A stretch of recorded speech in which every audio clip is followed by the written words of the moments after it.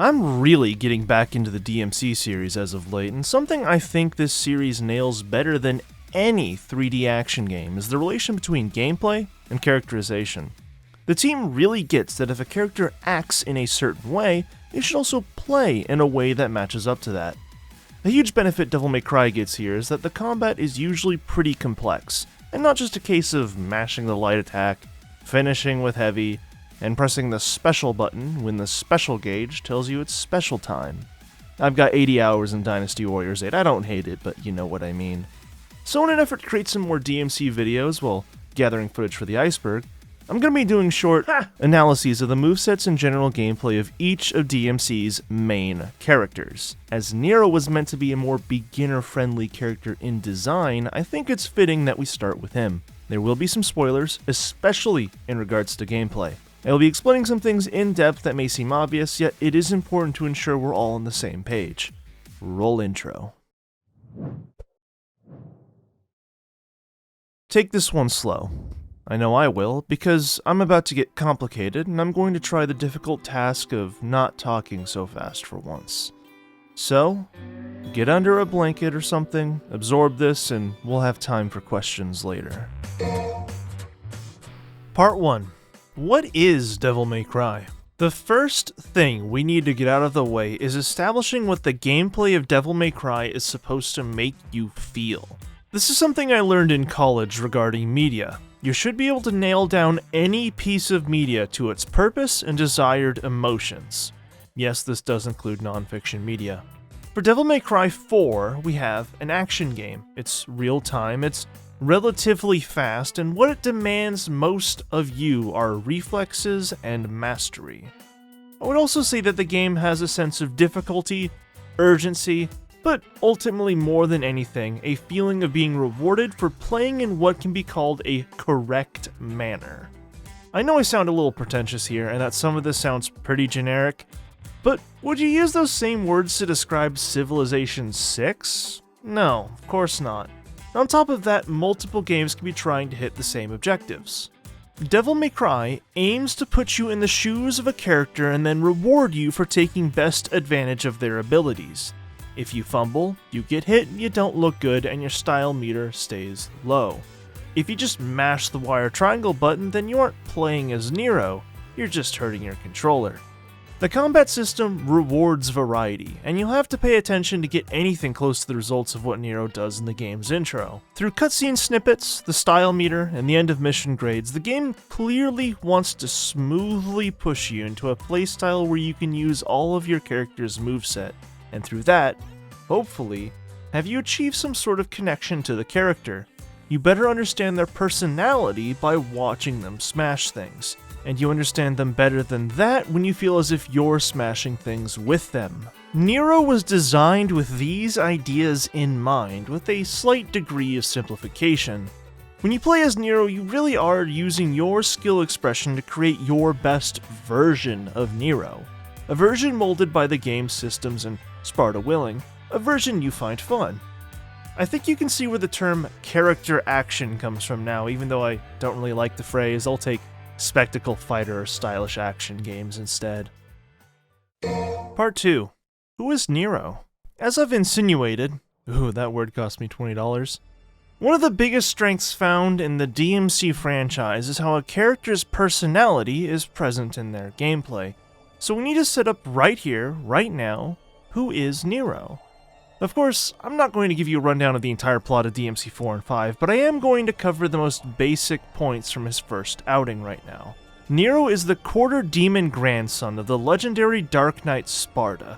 With this, he has a variety of demonic powers and a general aptitude for superhuman strength and agility. In DMC 4, Nero is a member of the Order of the Sword, a religious cult that he ultimately has little respect for, other than his commander Kratos, and Kratos' sister / Nero's girlfriend, Kyrie. As a holy knight, Nero has been trained to use their engine swords, a cool weapon in their own right.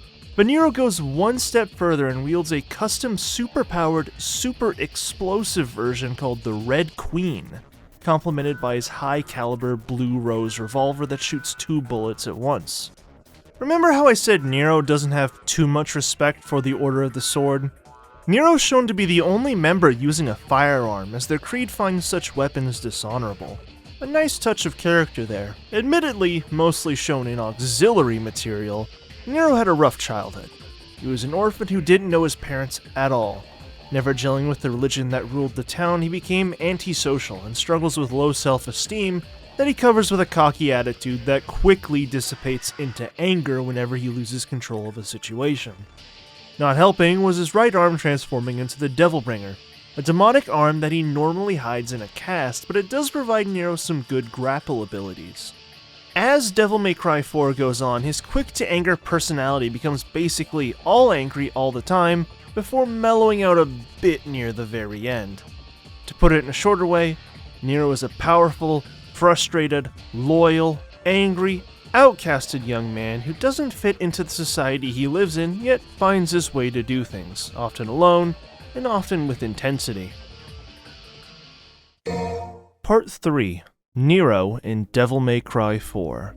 So, intro in 2 sections out of the way. Please tell me you haven't fallen asleep yet. Now let's start talking about gameplay. I swear all that shit was important. First, sorry for the HUD. The mod that used to remove that stuff now just crashes the game. All the following footage was recorded in DMC4 Special Edition on PC. Nero has Blue Rose as his ranged option, Red Queen as his melee weapon, and the Devilbringer as his special weapon. This is similar to Dante, with him also having a ranged button, melee button, and Be Your Circle providing his style abilities. Unlike Dante though, Nero has no weapon switching. In total, according to the game's library, Nero has 49 actions. Let's start with Red Queen. Part 3A, Red Queen. Nero's normal combo, or Red Queen Combo A, which is done with just pressing Y or triangle repeatedly, is a series of 4 strikes that are decently expressive. He clearly swings the sword farther than he really needs to, allowing for a tiny bit of AoE damage and revealing a bit of excessive force and lack of control in his stance. This will become more obvious soon. Combo B, done by staggering the second press in his combo, has Nero much more aggressively slam his sword into the ground. This is a good attack for fighting one enemy, and has the interesting distinction of being his only combo that doesn't end with him sheathing Red Queen. Instead, he lays the sword on his shoulders and says, "Too easy," while looking downwards at presumably where the enemy once laid. Combo C is the most elegant of his ground combos. Done by staggering the third press in his combo, this is much more AoE focused. Nero spins around several times horizontally, each time clearly letting the force of his swing take control. Combo D is kind of interesting. It's basically the same as Combo A, but you stagger the 4th button press, leading to Nero yelling while slamming the sword down harder and with it glowing. I like this. It feels like you're with Nero on this one, really making sure this last hit counts. Now, let's introduce Lock-On. Locking on is more critical in Devil May Cry than it is in most games, as it serves not only as a way to direct your attacks, but acts as a modifier for your moveset. If you push forward and press the sword button on Nero, you just do combos. But if you lock on and push the stick towards what you're locked onto with a melee press, you'll get Streak, Nero's main gap closer. Streak is very comparable to Dante's Stinger. While Dante goes straight for his opponent, Nero's a wide swing with a huge knockback, hypothetically hitting multiple enemies. Again, this shows a bit of reckless attitude with his attacks. Back in the button gets you High Roller. This is Nero's standard launcher. Continue to hold the button and Nero goes up with the enemy. Another wide swing on this one. Shuffle is used by going back to forward and then the sword button while locked on. Big fan of this one, although it isn't exactly the best for combos in this form. Nero dodges backwards and then swings his sword like a baseball bat. I just want to keep pointing out here that Nero really focuses on these wide and inelegant attacks. In the air, Nero has a default air combo, just 3 presses, a little sloppy but it gets the job done. Staggering the 3rd press gets you Roulette Spin. I kind of feel like this is always more useful, but it does take slightly longer to come out, which can leave you open to get hit. Pressing Lock-On plus forward with the sword button in air gets you Split. This is Nero's equivalent to Dante's Helmbreaker, and out of all their moves, this is the one that works the most similarly. There's not a lot of motion to this one, but you'll understand why in a minute. Nero's final Red Queen move from his default state is Caliber, spelt like the game's Soul Calibur. This is a super important move and kind of interesting from a series evolution perspective. It's back forward lock-on sword button in the air, and it's basically just Streak. This gives Nero essentially access to the coveted and mythical air stinger that Dante so desperately wants access to. Now let's talk for a second. That really wasn't a ton of options for melee. If I went down every move Dante has in the same game accessible with Y or triangle, we'd be here for at least another half hour. But Nero is meant to be simpler, and besides, he has a trick in his sword. Exceed is the name of the system that uses the engine on Red Queen to power up Nero's sword attacks. Default accessed with L2 or left trigger, you must rev the sword to level it to a maximum of level 3. You cannot just hold the button, you have to pace it out. It normally takes 3 revs to get up each level. Every swing Nero takes costs 1 level of the Exceed gauge. Speaking generally, the Exceed gauge makes Nero's attacks faster and more damaging. Special moves, that is anything with the lock-on modifier, will take up the whole gauge when used, with effects depending on level. Revving the sword kinda sucks ass. It's slow and difficult to do in combat. Instead, after every Red Queen attack, if you press the rev button with specific timing, you'll fill up one of the levels. This means that if you know the timing, you can have every single attack boosted. This technique is called EX Act, which I have realized while writing this, 15 years after release, is probably meant to be pronounced exact. Additionally, with even more exact timing, you can max act every one of Nero's swings. This fills up all 3 levels of the Exceed gauge, thus allowing you to go straight into a full-powered special move. Say with confidence that you will not do this very often. While it isn't too hard to learn the exact timings for a lot of Nero's attacks, the max act timings are like 2 or 3 frames. I feel as if I get it done by accident more often than not. Let's talk about how the gauge affects Nero's moveset now, other than swings coming out faster and harder. Combo B hits way more if you have at least 1 charge stocked. Nero adds a lot of intensity to his swings here. Split now becomes double down, which is a much more aggressive stab of Red Queen into the ground. I love it. High Roller hits multiple times based on Exceed level. Like before, if you don't hold the sword button, you stay on the ground. I hope with these animations you can see just how much more impactful Nero looks and sounds when the engine is going. Streak can be held for a moment, and when Nero attacks you'll spin around based on the amount of gauge you had available. Cyclone becomes much better. Instead of simply swatting the enemy away, it now holds them there as the multiple hits go off. Caliber now reaches farther and does more damage based on gauge, but is less changed than the other special moves. I have now covered the entirety of Red Queen's moveset, which will be the majority of moves you will perform as Nero. I'll be saving final thoughts for once I've covered all his moveset. There are a few things I'd like to cover now. Notice how Nero's power-up is fire, and how often he either slams the ground or uses wide, intense attacks. I feel like this does a really good job showing the character of Nero through literally just his melee button, the left stick, and locking on. As this is the first video in the series, I feel compelled to bring this up too. Notice how many attacks had names and inputs you could just do from neutral. The overwhelming majority of hack and slash games, including ones compared to DMC, feature primarily light and heavy attacks along with combos of the two. Strategic options from a standing position are often lacking, and I also feel like there's a special relationship that we gain with moves by them having names. In the Devil May Cry series as a whole, this has a large effect on strategic depth and conceptual readability. I'm not trying to remember all the time how many punches and kicks gives me the best combo like in Bayonetta. I know what I can do. That game isn't bad, by the way, we'll talk about it in depth someday. I just prefer Devil May Cry, and there has to be something to it, as I know people who have never played DMC refer to moves in other games with words like Stinger, or Helmbreaker, or DT, much in the same way one would say Fireball or Dragon Punch in the FGC. It's the difference between spectacle and technical. Have you noticed how many of Nero's attacks launch enemies away or leave them in a sort of stunned state on the ground? It's time to introduce Nero's special ability. Part 3B, the Devilbringer. The Devilbringer is Nero's right arm and has 3 abilities: Buster, Grab, and Snatch. Buster is a general grab you can do on any enemy given the conditions are correct. You simply tap B or circle and Nero will grab whatever is directly in front of him. On some enemies, you just get a slam, and on others, including bosses, you'll get way more.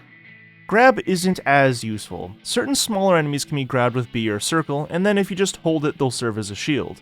While I do not doubt you could do something with this, I personally find holding the button for a while on an ability that doesn't work on every enemy kind of annoying. You also lose access to Buster in the upcoming Snatch while having your move speed reduced. Still, I don't hate its inclusion. It feels like a natural ability you'd have if you could make a big ghost hand like Nero. Snatch is arguably the single most important ability in the game. So much of what Nero does launches enemies away from you, and his quick approach options also knock them away. Nero doesn't have Trickster after all. Instead, Snatch allows you to bring enemies straight to you, and you straight to larger enemies and bosses. This makes space management as Nero pretty simple. It's very often, especially for new players, that a lot of battles with individual enemies will both begin and end with the Devilbringer. First Snatch, some swings with Red Queen, perhaps another Snatch, then finally a Buster. It's satisfying to fight this way, and with some enemies it is required to weaken them first to perform a Buster anyways. Part 3C, Blue Rose. Nero's ranged option is the Blue Rose, a revolver that shoots 2 bullets instead of 1. It has a large figure, but to be honest does very little early in the game. Its default shot is a Devil May Cry standard of weak, and is really only good for air juggling. Not bad air juggling, mind you, but doesn't much excel anywhere else. However, later, with unlocks, it acquires 3 levels of charge shot depending on how long you hold the gun button, which defaults to X or square. Level 1 is just a stronger shot with some knockback. Level 2 is more of the same, but the enemy also catches fire and deals damage to those around him. The final level of the Blue Rose's charge shot is where the fun is, dealing relatively high damage with a corresponding explosion. Then, a moment later, there is a second explosion focused on who you shot, even if they've moved. There's a great amount of utility here. There are 2 issues of Blue Rose that I see other than it being pretty ineffectual and simplistic early in the game. For one, the firing of the charge shot has super low priority. Almost any other move will cause the shot to not go off and your charge to dissipate as if you did shoot. Secondly, as the 3rd level of charge shot is by far the best, you'll be holding the gun attack button constantly. With the default control scheme, this is ridiculous. Holding your thumb to the extra square button will make doing most other actions frustrating or impossible. That's why it's commonly recommended to switch the gun attack button to one of the shoulder buttons or triggers. This is mentioned nowhere in-game and is rather a fan recommendation. It is highly likely due to the default scheme that most players will never take full advantage of Blue Rose. Part 3D, Devil Trigger, Yamato. Partway through the game, Nero unlocks the ability to Devil Trigger, and there are some notable differences between his Devil Trigger and what players would have experienced in the past with Dante, Lucia, Virgil, and Trish, sort of. Nero does not transform with his Devil Trigger. Instead, a phantom appears behind him that assists with Nero's attacks. It's kinda like a stand. When active, Nero's Red Queen attacks have extra hits from the Phantom's assistance. Shooting Blue Rose cause summon swords to attack the target as well, and Buster attacks do more damage and often have modified animations. The activation of Devil Trigger on the ground causes a DT explosion, giving Nero a moment of invincibility and a way out of being comboed while knocking enemies away with damage on top.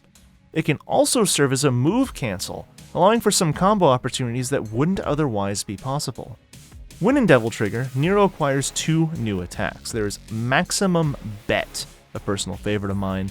It's a charged blade beam attack that does surprisingly high damage and just looks really cool. Of course, following that is Showdown, which feels like a fighting game super move.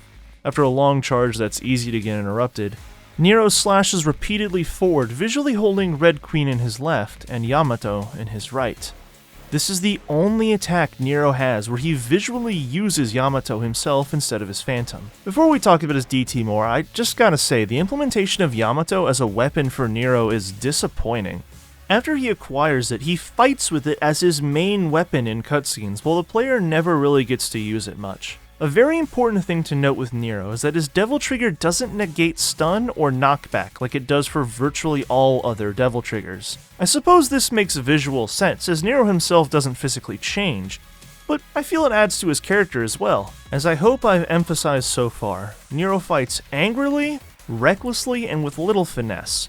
Him missing out on a minor defensive aspect like that fits his character, and you could also argue that it shows his Devil Trigger isn't quite as complete as Dante's. He's much earlier on his journey than the Son of Sparta. There is one more important feature of Devil Trigger. The Devil Trigger explosion that Nero creates sort of negates enemy knockback.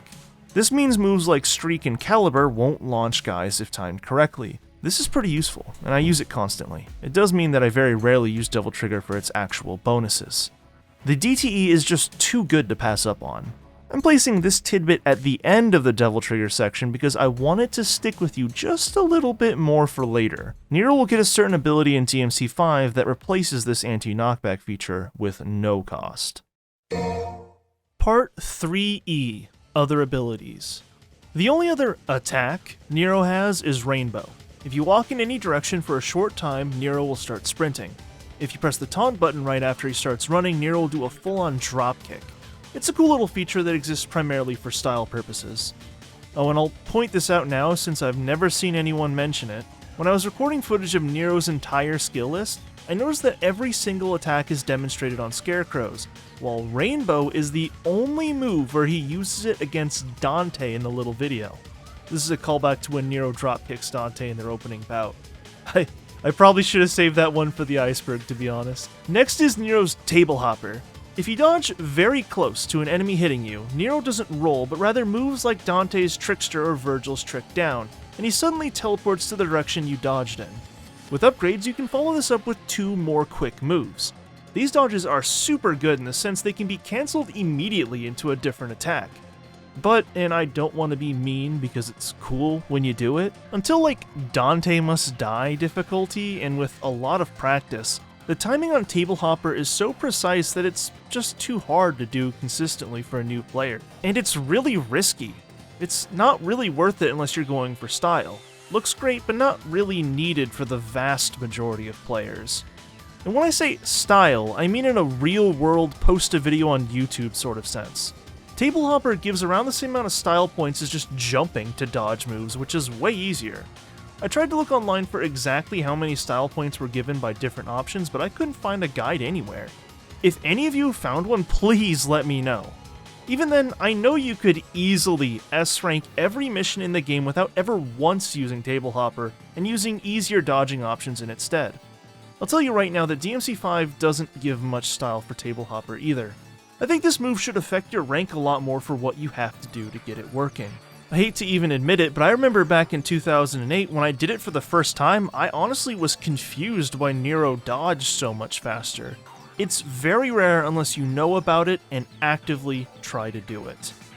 Nero has access to some taunts, of course, pretty standard fare, but one of his S-rank taunts has this fun air guitar effect where you actually hear the music. Best use for hold in the entire game. Nero has access to the DMC series staple of Enemy Step. As you will see soon, the ability to jump off of enemies is a key part to what is considered advanced gameplay with Nero.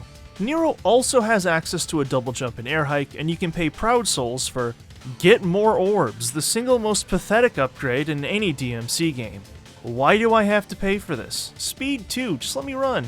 We've now covered Nero's entire moveset in Devil May Cry 4. All 49 entries, skipping over a few like Streak 2, which is just you go farther. When I end up talking about Dante, you bet your ass I will not cover every single move. Part 4. Reviewing Nero in Devil May Cry 4. Now that I've covered all that and drip-fed you some of my opinion, it's now time to start talking about Nero as a comprehensive gameplay experience in Devil May Cry 4. I really enjoy how you can see the sloppiness and anger in Nero's moveset. It's a level of characterization through gameplay you don't often see in action games outside of fighters. It is clear a lot of thought went into this. Nero blasts enemies away, swats them like baseballs, then uses his demon arm to obliterate them with huge grapples. He holds a giant, blunt revolver that causes enemies to explode twice, and him just activating his Devil Trigger causes a large explosion. You had to pay extra for that in DMC3. Nero is also much more friendly to newcomers than Dante is in this game. A more limited moveset and obvious game plan make Nero a pick-up-and-play kind of character. I went into detail about everything, so that might make you think he's got a lot of options, yet that isn't so much the truth. You must also remember that you have to unlock most of what he has. Nero's moveset on a new save file is quite barren, and it takes a lot of time to get better. I found that around the time you start to feel like you have everything, you switch to Dante. Nero's actions characterize him well, yet I feel his surrounding story holds him back here. While Nero fights recklessly and with frustration, in character he doesn't start to become emotionally charged until the Kratos fight. Until then, he's a man on a mission, and he doesn't seem that agitated even when he technically died. The other problem is one I've diplomatically avoided for a while.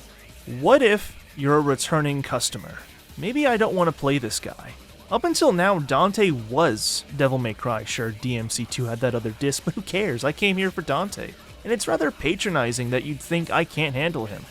From a new player perspective, Nero offers a lot, but for a returning player it can be pretty aggravating to be fed this new protagonist with a more limited moveset.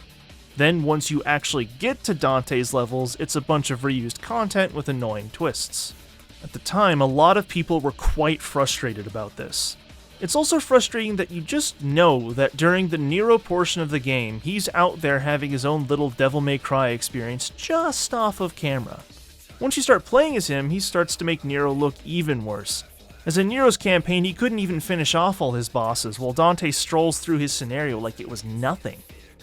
This is a hard reality to be level-headed on, because I could dismiss this as fans being unreasonable, and saying that fans are just saying, they changed it, now it sucks, with no real argument, but frankly, in my opinion, while Nero has a lot of good ideas behind him, he could have used a bit more time in the oven.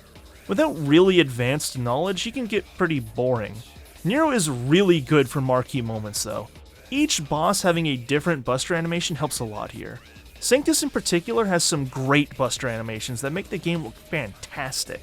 They feel like big, earned moments of chunky damage.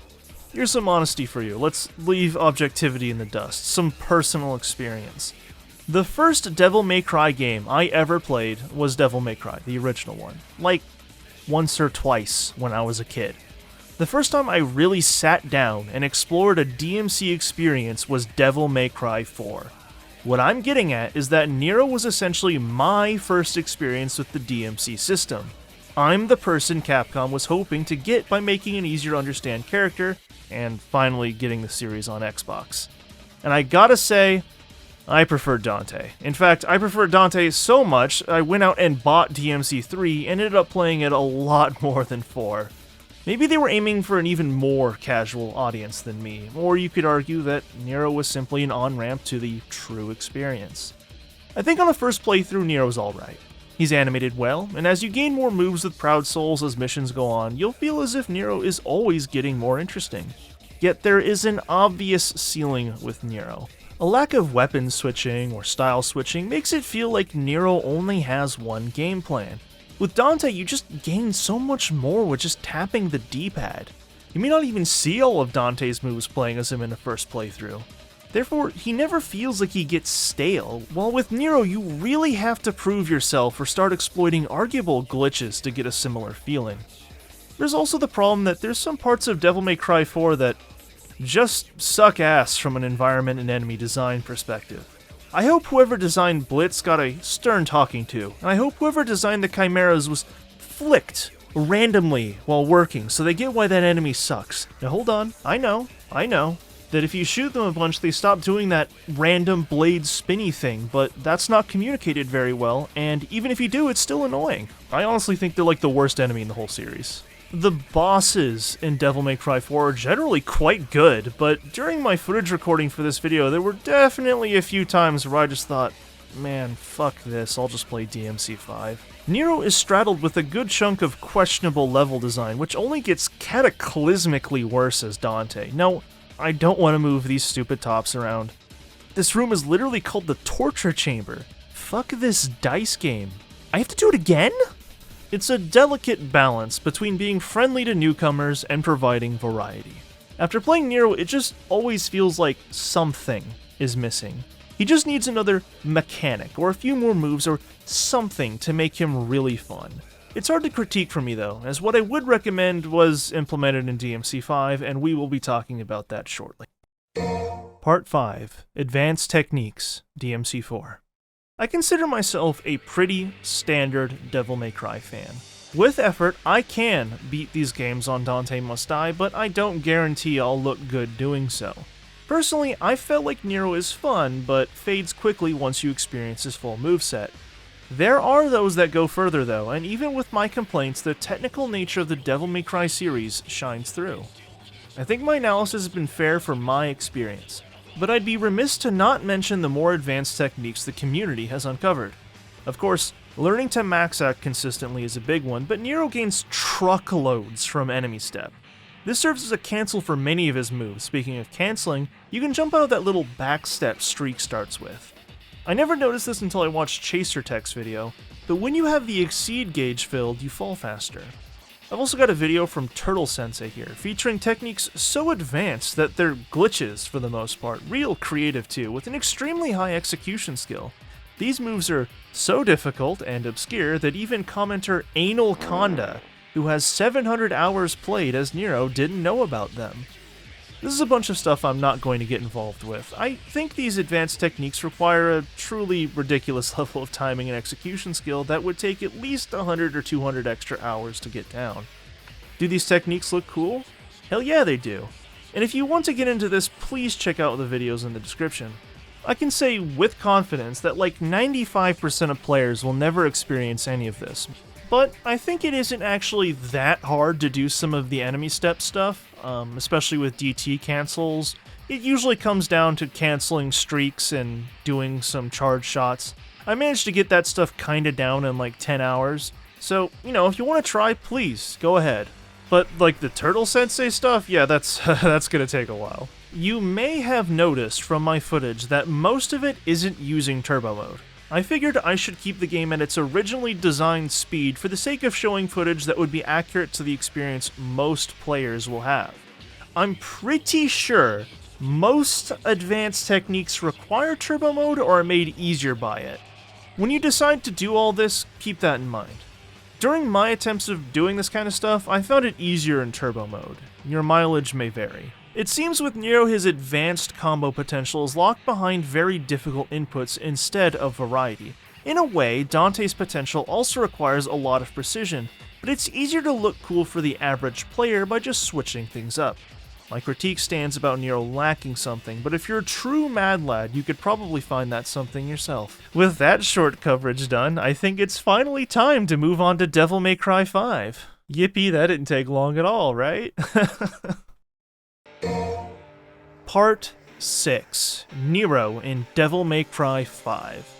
In some ways, Nero didn't change a lot coming into DMC5, but what changes were made turned out critically important, and I'd argue improved him in about every way. Let's cover where he is as a character first. Nero starts Devil May Cry 5 now the purveyor of a mobile branch of the Devil May Cry demon hunting business. He's in a pretty good place. He's come to terms with his demonic heritage, the Order of the Sword is gone, but he still has Kyrie. He has a friend in Nico, too, who is fun and helpful. The only real background issue you could say he has is that he knows he's still decently weaker than Dante, but I doubt that's a front-of-mind issue. Well, then this weird homeless guy shows up and rips his right arm off. There goes the peace and quiet. Nero is now pissed from the word go, hunting down Urizen, the hobo that stole his arm that is now way bigger for some reason. Nero fails to take him down, gets called deadweight, and swears revenge and maybe even arm recovery. Let's talk about the gameplay now. Part 6A, Red Queen and Blue Rose. Combining both of them here because there's not that much to say. Blue Rose has gained a critical ability, Color Up. Blue Rose now has ammo. You get 3 shots that do decent damage and have some stun to them. This means that, unlike DMC4, Blue Rose is decently useful from the start of the game. After using your ammo, Blue Rose is about as effective as it used to be. You don't unlock the ability to do charge shots until the end of the game. Red Queen has 2 new abilities. In the air, Nero can now perform Payline. Using the button combination Split used to have, that is locked on towards enemy, wire triangle, this is an air-to-ground gap closer with some hyper armor. It's pretty good for parrying. The EX version is mostly unchanged, just stronger and faster. Hard Way is used by holding down the sword button while on the ground. This can be easily done after most moves. Nero launches himself and then slams his sword down. This is a very interesting move.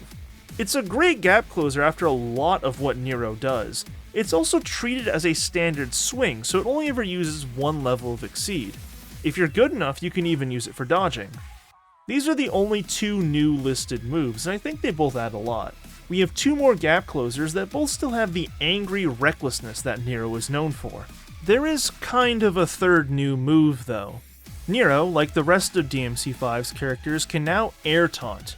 Nero rides Red Queen like it's a skateboard, gaining a bit more height and a good deal of horizontal movement.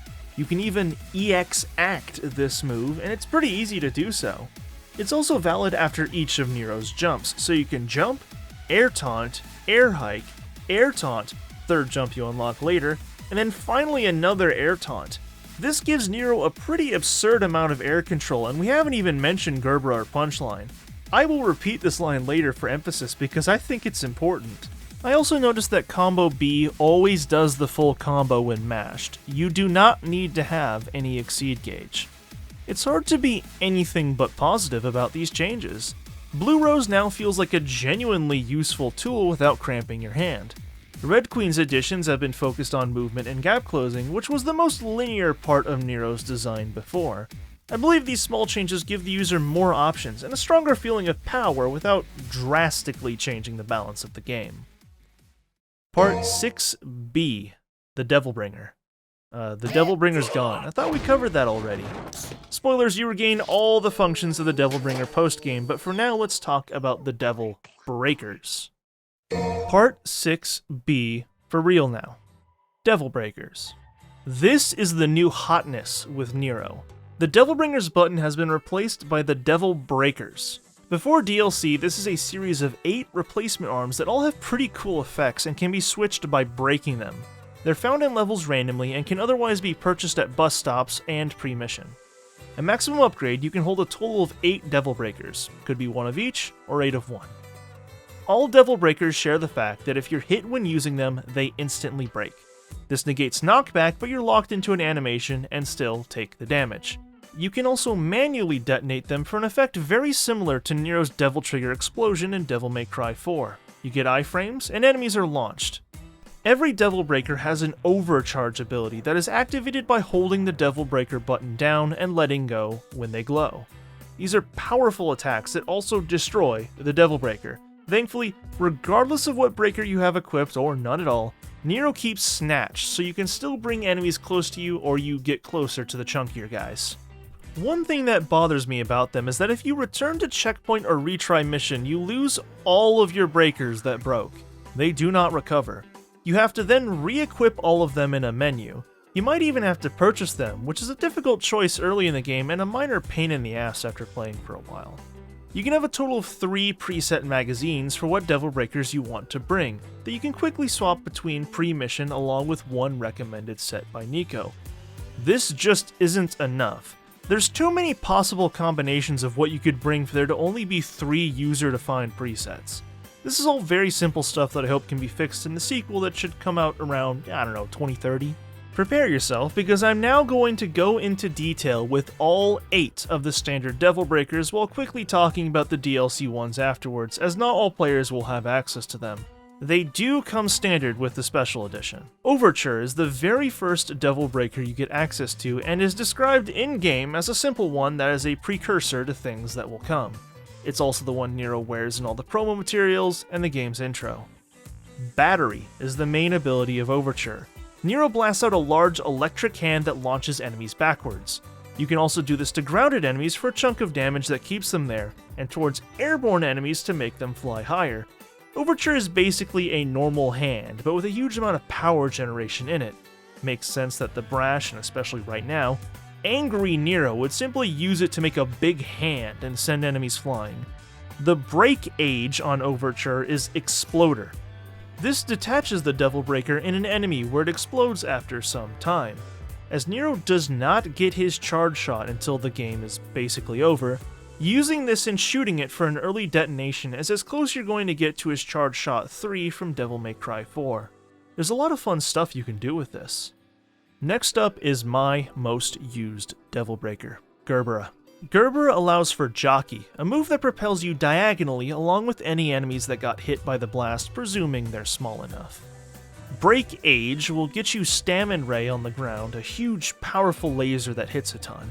In the air you'll get Petal Ray, where said laser is instead many small lasers that bump around the arena. Punchline is probably the crowd favorite and my second most used Devil Breaker. The default use with Jet Gadget has you rocket punch with the breaker, with the fist orbiting the enemy providing passive damage for a bit before returning. Where the real fun is found with holding that same button as it's returning. Now Nero rides Punchline like a skateboard with the sword, gun, and Devil Breaker buttons all doing tricks. There's even some small combos. The jump button gets you off, or you can just explode the thing. Super fun ability. There's a single platforming area late in the game that uses this ability to complete it. The breakage, I'm just gonna say breakage now, is Boost Knuckle. This is a super hard-hitting rocket punch uppercut on the ground and a hard-hitting rocket punch slam in air. I love this move. We're only a few in, but I just gotta say, I love how much you can see Nero going wacky with these weapons. The fact that he has a deliberate ability to either explode these things or overload them and break them with huge blasts fits in with his violent and somewhat immature demeanor. Tomboy focuses on buffing Red Queen and Blue Rose. Tomboy's main ability is One Night Stand and is a toggle. When you press the Devil Breaker button, you switch your moveset over to Tomboy's, and then you can turn it off by pressing it again. I'll mention the breakage now, and yes, I'm gonna keep calling them breakages. You overcharge Tomboy and it'll stay on permanently for a bit. Getting hit won't stop your buff, then it breaks on its own. The moves you get do not change. Blue Rose is replaced with EX Shot. This is a powerful penetrating shot that you get to aim manually. It can be started midair and can be charged for Nero's highest possible range damage. Mashing wire triangle 7 times will give you Red Queen combo EX. Every hit you land makes the next one stronger. Then there's Red Queen Air EX, which is 2 powerful hits midair. Bloody Queen is your replacement for Streak and can be done by holding the lock on with a sword button hit. Bloody Queen Air is your split replacement. This move's awesome. Lock on midair with the sword button press starts the spin, but you can mash it for more hits. Love it, love it, love it. Tomboy is my conceptually favorite Devil Breaker, although it locking off most of your moveset while in use definitely has its downsides. Helter Skelter is my least favorite of the non-DLC Devil Breakers. It has 2 moves. On the ground or midair, you can mash the breaker button for Drill Rig, which just drills. It's meant to break guards and shields. The breakage is Drill Master, basically the same thing but with one big go and AoE. It's pretty simple and there's obvious utility, and it's not bad, it's just not what I'm into.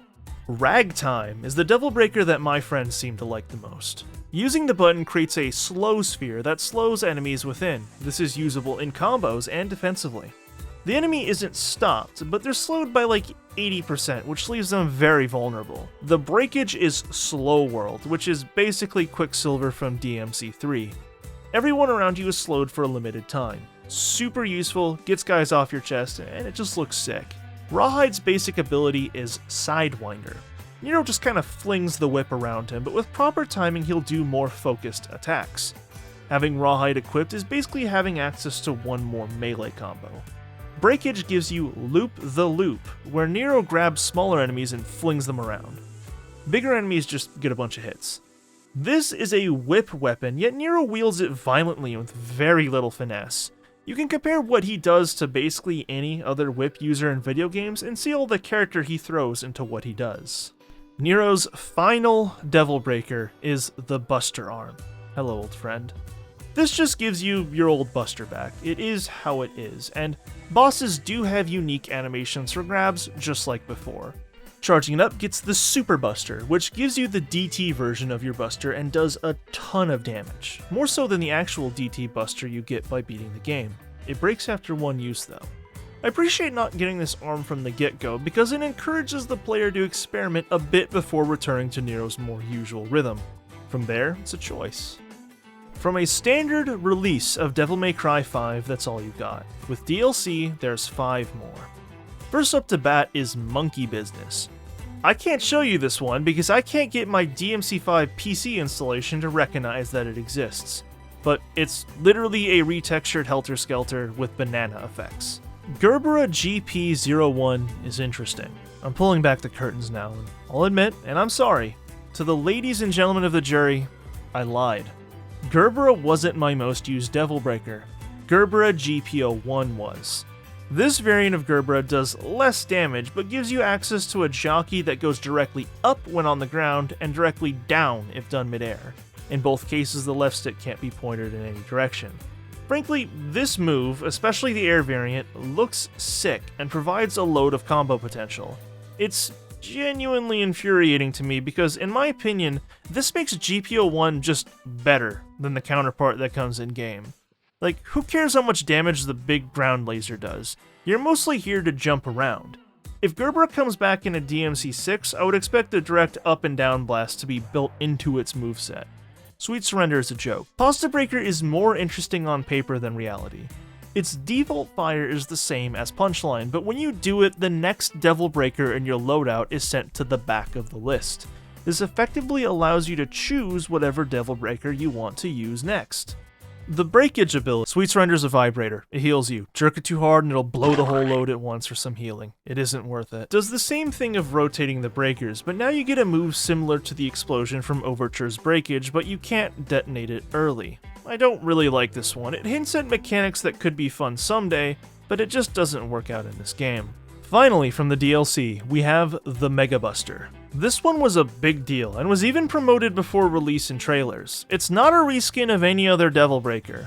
This breaker rapidly shoots low power lemons. If you wait a second, it'll charge and you'll get a decently strong lemon. If you use the breakage, you'll get a far more powerful lemon that goes directly in front of you and then the buster breaks. What's fun about this breaker is that, while using it, Nero's roll is replaced by the dash from Mega Man 3, and Nero also gets a new spawn in and death animation. Who could forget the new jump? I don't use this one often, but I think you could make an argument for it. We are now finished describing all the Devil Breakers. This video was supposed to be 30 minutes long. In my humble opinion, the Devil Breakers give Nero variety that does not require significant time investment.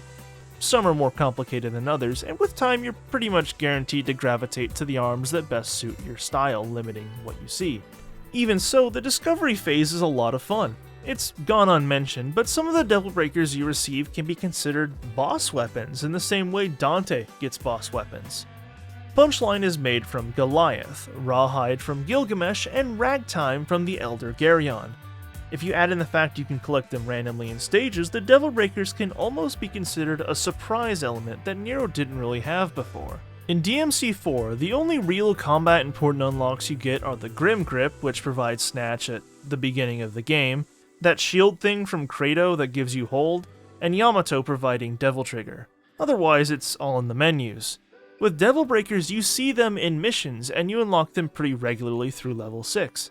Then you get a few levels as Nero with what can be considered a full set before switching to other characters and getting your last big unlock in the final mission.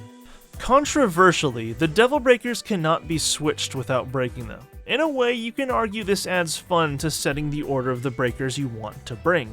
You're unlikely to be totally bereft of them too because of the drops in missions, but Nero cannot switch like Dante can. Here's my opinion. On a first playthrough, the management of your Devil Breakers is very important. You don't want to spend a lot of money on them. On top of that, choice paralysis is avoided by making it so you only have access to one at a time. You are incentivized to make the most out of every Devil Breaker you have. If you use a Stamina Ray, you may not have the ability to get another Gerbera for the rest of the mission. This makes the player think critically of the breakers as a resource to be expended carefully or wasted by getting hit.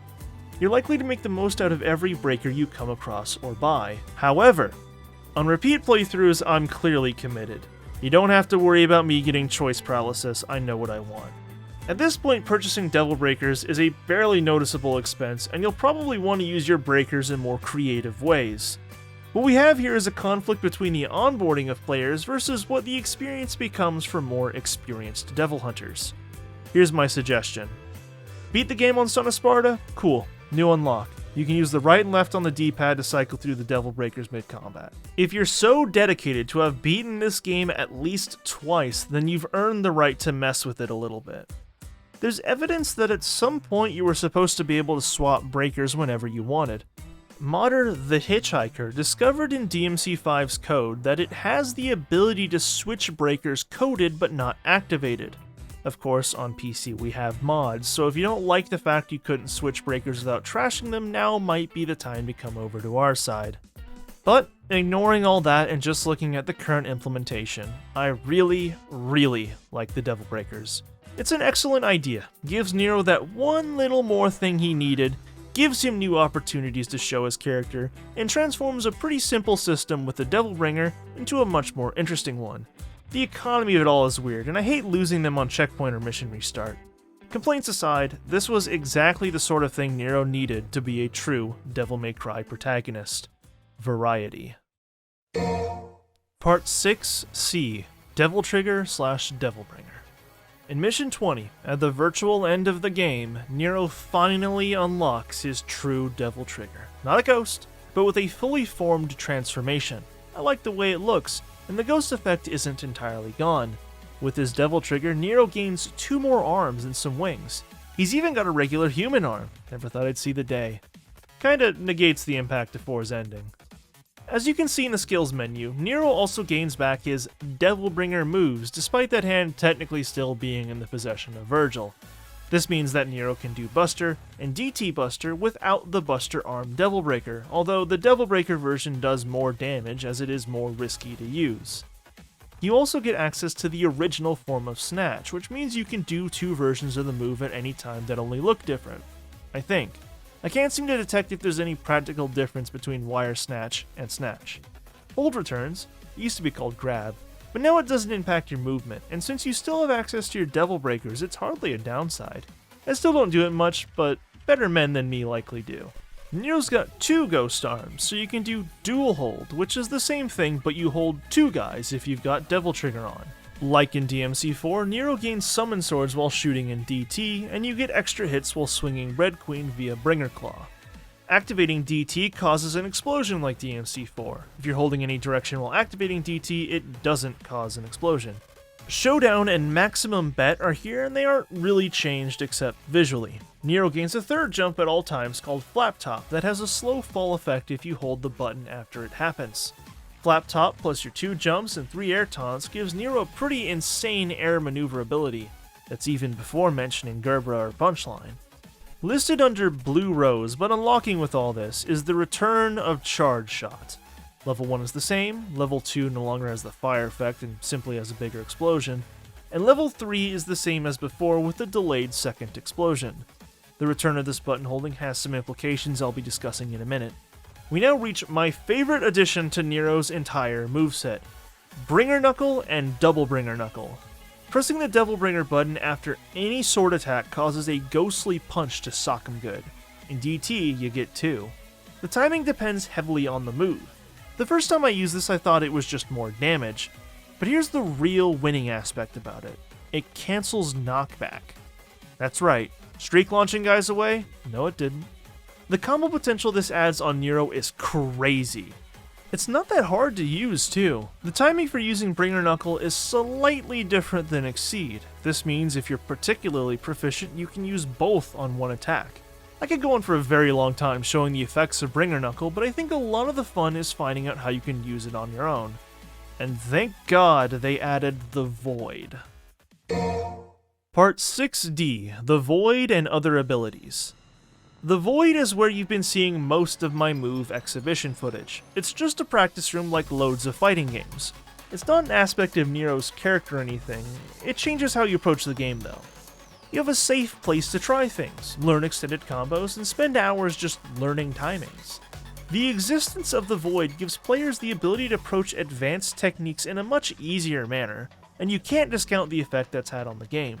Wrapping up now, we have Nero's EX Provocation, a dance that gives you an instant S rank with a bounty of orbs. Great use of hold here. Nero's Special Provocation raises his hood and is great against Virgil. With power! The Recovery Provocation is something I forgot existed. Nero chews some gum and gets some health back. Taunting has never been better in DMC5. There's a lot of character you get out of the taunts, and there's a ton of them. Nero still has Table Hopper. It works the same as before, but I feel it's ever so slightly more lenient with the dodge timing. With anything that's relatively unchanged, I feel it should go without saying that my opinion of it is going to be the same. With the exception of a few silly upgrades, we've now covered all the changes that Nero went through in his transition from Italy to England. But there's an elephant in the room, and it's time to address it and come up with no solid conclusions. Part 7. Control Mapping. On screen now are the default controls for Nero in Devil May Cry 5. Where do we start, man? Unlike V, Dante, and Nero in 4, Devil Trigger is mapped to the D-pad. Any direction. The Devil Bringer, which used to be B or circle, is now on the right trigger.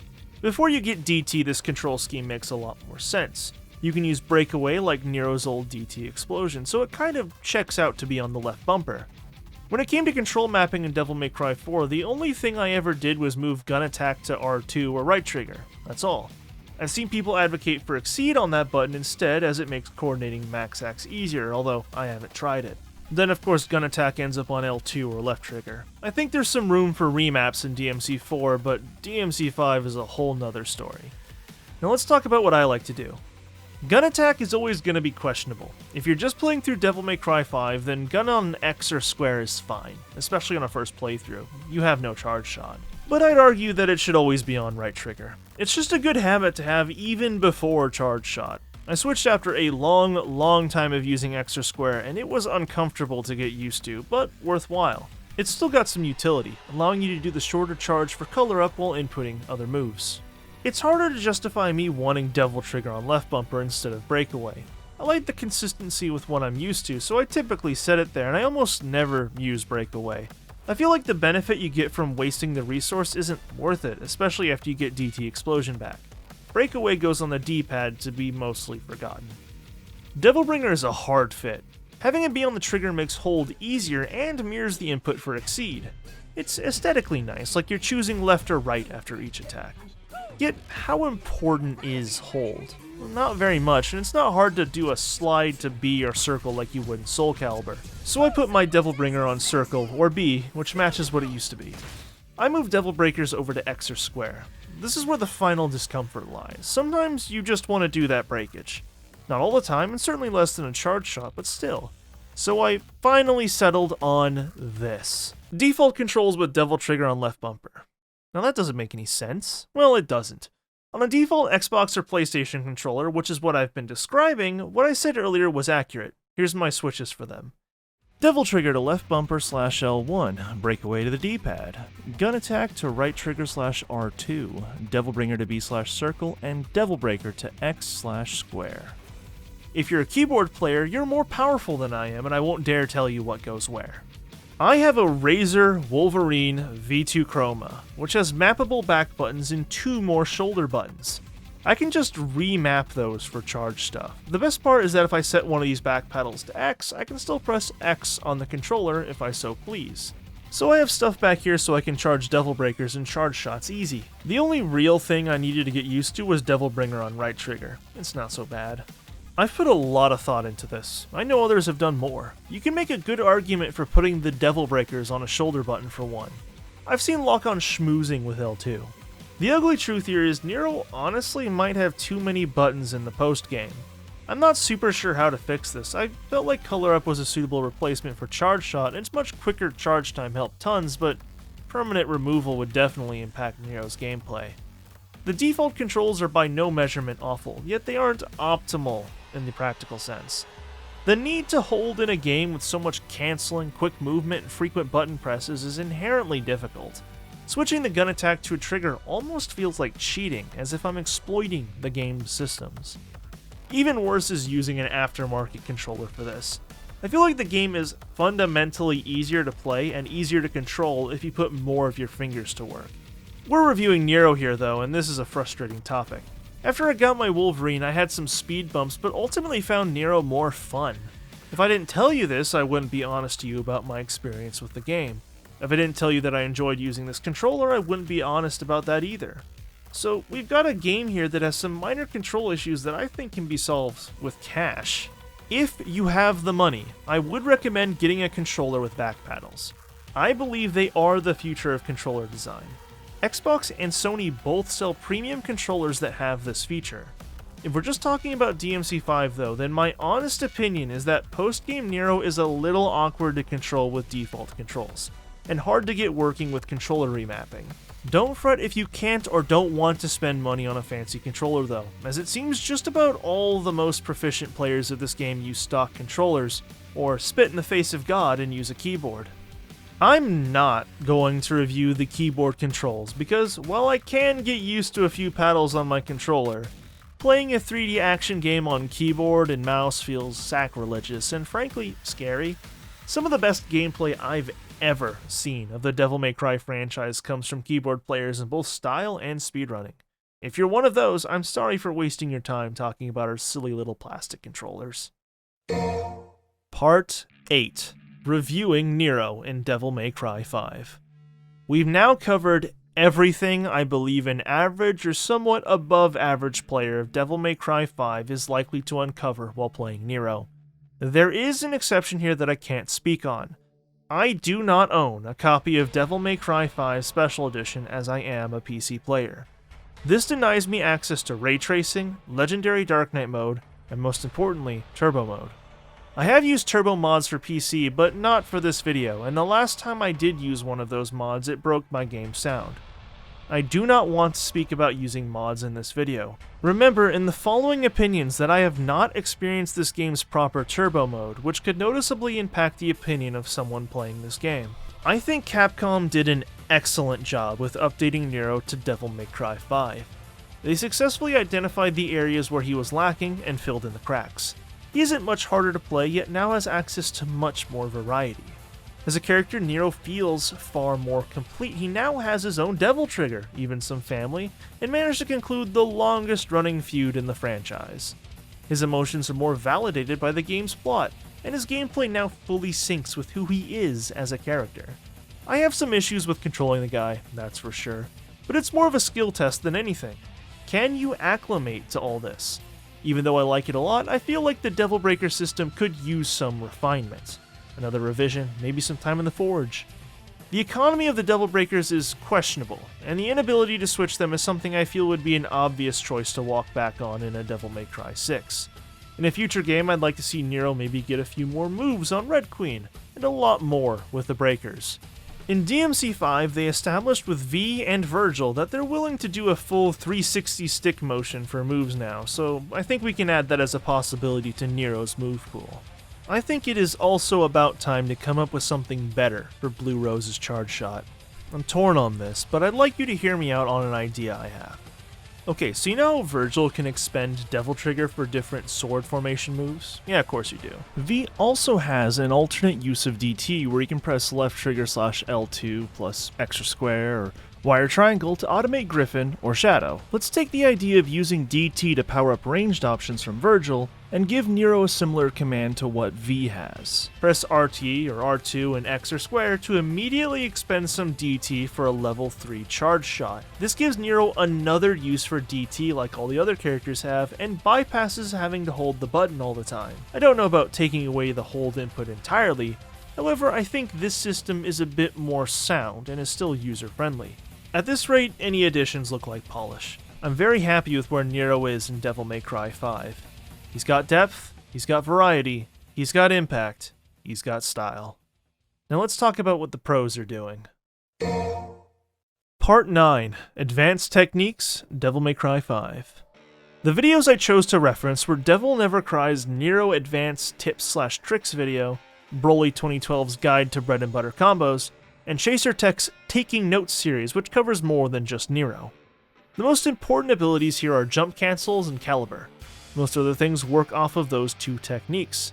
Following shortly after in importance are Blue Rose's shots for juggling. Just about what everyone considers advanced has to do with keeping combos going in the air. Fair enough.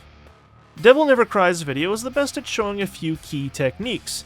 Caliber can be cancelled with JC, of course, and if you use Bringer Knuckle you can cross over the enemy instead. Not going to show everything of these videos by the way, they're linked below, please watch them. Chaser Tech's second Taking Notes video covers JCing in significant depth. You can then take that knowledge to what Broly 2012 covers. I must say using double down into jump cancels looks just amazing. He covers other stuff too, of course. Since you're so focused on air combat, these techniques do become much more useful at Dante Must Die, where it can be extremely beneficial to stay off the ground. Found myself growing fast. I think timing is a bit more lenient in this game over 4. It's not the deciding factor even if true though, as I believe strongly that the Void is doing the heavy lifting. We've already brought it up, I won't bore you, but I find it genuinely shocking this wasn't implemented earlier. This would have been fantastic to have in 3 and 4. It feels so integral and natural to how this series works that living without it now feels like I'm living in a house with no bathroom. Suboptimal, to say the least. My favorite change comes with shuffle canceling. If you dodge out of shuffle, you get a different dodge animation than you see anywhere else. It's not quite a table hopper, but it is faster than a regular dodge. Of course, you can still use table hopper here if you fulfill the conditions. Shuffle canceling now feels like a much more deliberate form of movement than before. It's nice to add it to your arsenal once you realize what's going on. There is one small thing that bothers me. Here we are again. It isn't really a gameplay thing, it's more of a financial one. You see Gerbera GPO1 in combos a lot. Its jump straight up and rocket straight down moves are really flashy and extremely useful. It's a DLC weapon though, you have to pay for this. If you have the special edition, you don't, but I can totally see some unlucky guy watching combo videos and wondering why Gerbera can't do that move. Kinda shitty for things to be like that. Same with the air stinger on the alternate Cavalier for Dante. I highly suggest you look into this stuff. If you can make it work in DMC4, more power to you, but I can never really bring myself to do so. DMC5 has more variety and is easier to learn. Both games will reward you, but this one will stab you less on the way there. Part 10. Final thoughts.